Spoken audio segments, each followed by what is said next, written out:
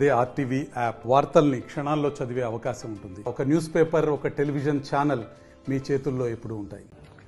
BJP party 46వ ఆవిర్భావ దినోత్సవం సందర్భంగా గాంవ్ చెలో బస్తీ చెలో కార్యక్రమంలో భాగంగా ఈరోజు ఇక్కడ సీతారాంపల్లెకు రావడం జరిగింది. ఇక్కడ ఉన్న స్థానిక ప్రజలను అడిగి ఇక్కడున్న సమస్యలు తెలుసుకోవడానికి మేమందరం వచ్చినాం ఇక్కడికి.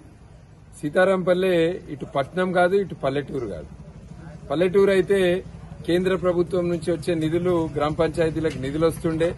అదేవిధంగా ఇక్కడ పనికి ఆహార పథకం, 100 రోజుల పథకం ఇటువంటి అన్న సీతారాంపల్లె ప్రజలకు ఉపయోగపడుతుండే.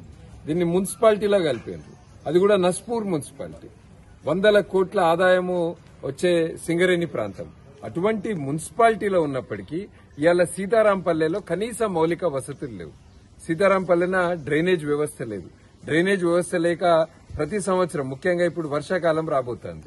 వర్షాకాలం సమయంలో అందరికీ కూడా వ్యాధులు రావడము, జ్వరాలు రావడం, ఇక్కడ ప్రజలు ఇబ్బంది పడుతున్నారు.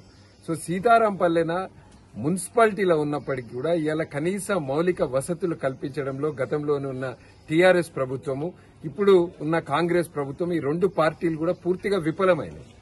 ఇవాళ సీతారాంపల్లెన ఈ చుట్టుపక్కల గ్రామీణ ప్రాంతాల్లో చాలా మంది కూడా సింగరేణిలో భూములు కోల్పోయిన వాళ్ళకందరికీ ఓసీల డ్రైవర్లు ఏదో ఒక ఉద్యోగం వచ్చింది. ఇప్పుడు ఈ ప్రభుత్వం వచ్చినాక, ఈ గవర్నమెంట్ వచ్చినాక, కాంగ్రెస్ ఎమ్మెల్యే వచ్చినాక వాళ్ళందరికీ కూడా ఉద్యోగాలు కూడా తీసేయడం జరిగింది. అటు పని లేదు, ఇటు అభివృద్ధి లేదు. ఇది ఇక్కడ జరుగుతున్నది.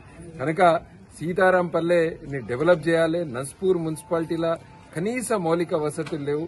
ఒక మున్సిపాలిటీ ఇవాళ ఇంకా ఇది కార్పొరేషన్ అయింది.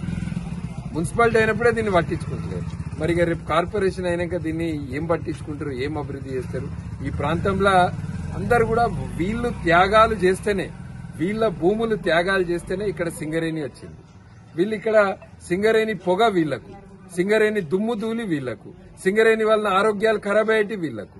కానీ సింగరేణి నుంచి వచ్చిన ఆదాయం వలన ఇక్కడ ఏం అభివృద్ధి లేదు.